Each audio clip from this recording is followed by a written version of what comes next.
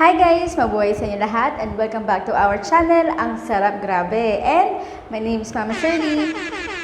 At itong ensalada na to, makikita lang natin ito kapag summer. Kasi ang ating main ingredients na ginamit ay mangga. Ayan, sarap-sarap. Ayan, pag lumuluwas tayo, di ba, sa mga probinsya.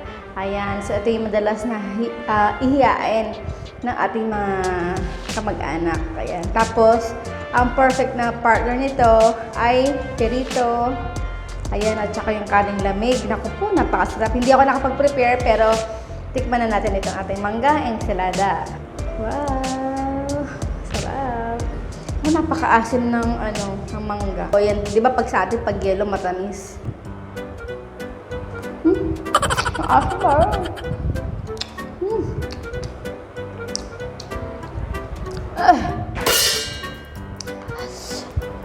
Asim. Ako po. Perfect talaga siya sa mga piritong galunggong, tilapia, yung mga,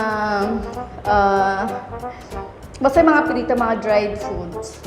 Ito yung perfect na pang partner. Ayan. So, alam niyo ba, napapanood ko ngayon yung mga lemon challenge. So, i-check natin kung kaya natin yon na gamit ay mangga. Yan. Ito yung tatlong mangga na hiniwa natin kanina. Yan, hindi ko siya sinimot talaga. Ilang seconds yung makakaya natin walang facial expression. Nakabahan ako. Ako po. Ang tamis. Pati yung mobile ko gumagalaw. Ang tamis. Ay, ang tamis. Ang asin. Ay, ayun na. Natalo na ako. Isa pa. Part 2. Take 2. Amoy pa lang asim na.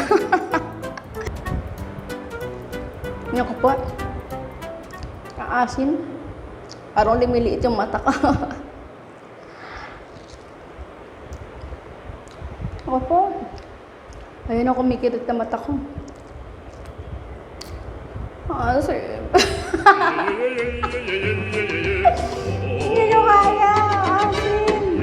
Super asim.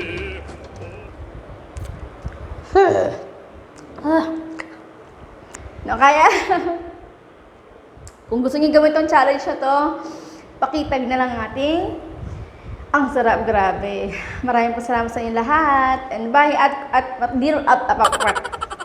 dito sa ating ang sarap grabe, ang dami-dami na nating nagawang recipe na gamit ay mangga. So if you want to watch this video, please click the link in the description box. Maraming salamat sa inyo lahat. And bye!